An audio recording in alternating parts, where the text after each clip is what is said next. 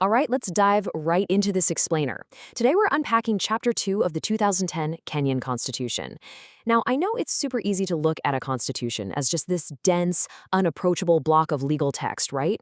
But today we're going to look at it a bit differently. We're actually viewing it as the literal architectural blueprint of a nation's identity.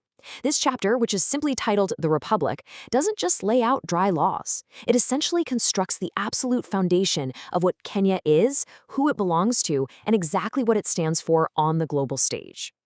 Think about it. A flag represents so much more than just pieces of colored cloth sewn together. When you see someone raising that flag against the sky, you're looking at a profound promise, one that's backed by the absolute highest law in the land. The Constitution is what gives that cloth its literal weight. It turns a simple image into a powerful legal declaration of sovereignty, of identity, and of a shared destiny. So we're going to explore this blueprint in 4 distinct phases. First, the foundations of the Republic. Second, power to the counties. Third, symbols and national voices. And finally, 4, values, governance, and culture. Starting off with Section 1, Foundations of the Republic, laying the groundwork. Right off the bat, Articles 4 and 5 lay the absolute groundwork here. They establish the undeniable boundaries of the nation, literally from the land we stand on right out to the territorial waters. But the absolutely crucial point here is Article 4, which explicitly declares the country as a sovereign republic and a multi-party democratic state. Notice the intentional framing there? The architects of this constitution didn't just say, hey, we're a sovereign republic and call it a day. No, they immediately bound that sovereignty to a multi-party democratic state, building the whole thing entirely on core governance principles. Right out of the gate, it dictates not just the Kenya rules itself, but exactly how it intends to rule itself, through democratic choice. And this next part brilliantly illustrates another deliberate and really powerful constitutional choice. It clearly separates the state from religion in just 6 definitive words found in Article 8. There shall be no state religion. I mean, in a highly diverse nation packed with a multitude of faiths and beliefs, this brief little sentence acts as a massive structural pillar. It guarantees the state apparatus remains completely neutral ground, ensuring absolute equality for all citizens, completely regardless of their personal faith. Moving right along to Section 2, Power to the Counties, framing the structure. So here in Article 6, our blueprint gets incredibly practical. While the actual territory of Kenya is divided into counties, the Constitution demands that the national and county-level governments are both distinct, yet totally interdependent. They are literally instructed by law to conduct their mutual relations based strictly on consultation and cooperation. You know, it's a delicate balancing act. The national organ has to ensure reasonable access to services absolutely everywhere, while still totally respecting the distinct role of those county governments. Ultimately, it's a structural safeguard designed specifically to prevent any extreme concentration of power. Next up is Section 3, Symbols and National Voices, the colors and voice.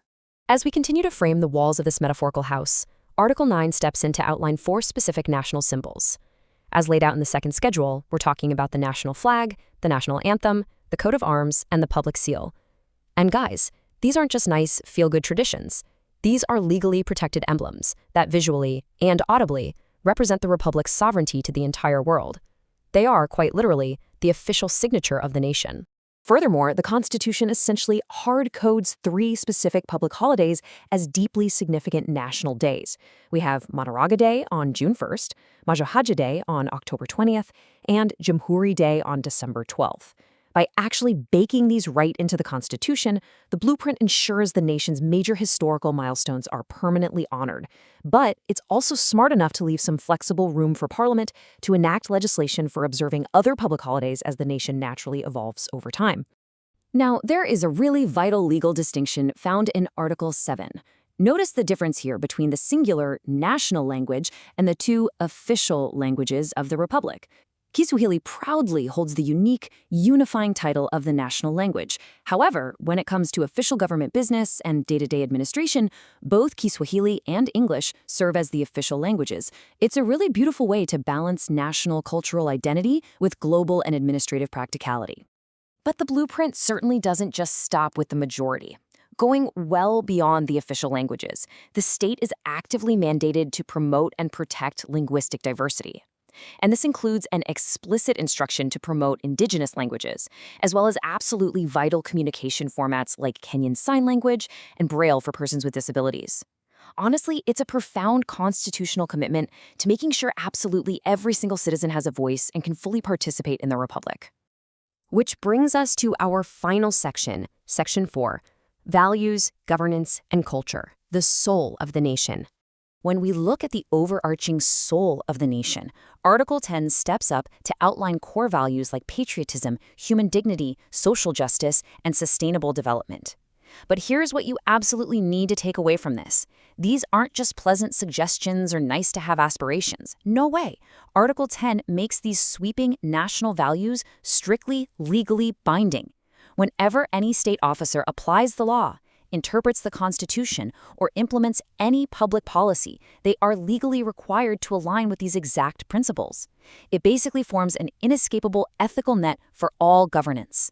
Let's move over to Article 11 and see how this actually translates into actionable law. To fiercely protect the nation's identity, the Constitution outlines active steps the state and parliament must take. It mandates the promotion of mass media, literature, and the arts. It legally recognizes science and indigenous technologies. It even mandates Parliament to pass laws ensuring communities receive actual compensation and royalties for the use of their cultural heritage. And uniquely, and I find this absolutely fascinating, it legally protects the ownership of indigenous seeds and plant varieties. It's literally treating culture and native biology not as relics of the past, but as highly active protected assets of the people. Let's just slow down for a second and really absorb this profound philosophical statement directly from Article 11. It reads, "This Constitution recognizes culture as the foundation of the nation and as the cumulative civilization of the Kenyan people and nation." I mean, wow. It is incredibly rare to see such poetic depth in a strict legal document. It firmly cements the idea that before you have laws, before you have borders, and long before you have governments, you have people and you have their shared civilization. That shared culture is explicitly recognized as the ultimate bedrock of the entire republic. So as we wrap up this explainer, we can see that Chapter 2 provides a magnificent, carefully engineered blueprint. It gives us the borders, the values, the symbols, and the structure. But a blueprint is really just lines on a page, right? The static text of Chapter 2 ultimately relies entirely on the dynamic, everyday actions of its citizens, its leaders, and its institutions to truly build and sustain the nation. So I'll leave you with this to ponder. A constitution designs the blueprint, but how do a nation's people bring those values to life every single day? How do you take the values written in ink and translate them into a living, breathing reality? Well, that is the ongoing project of any great republic.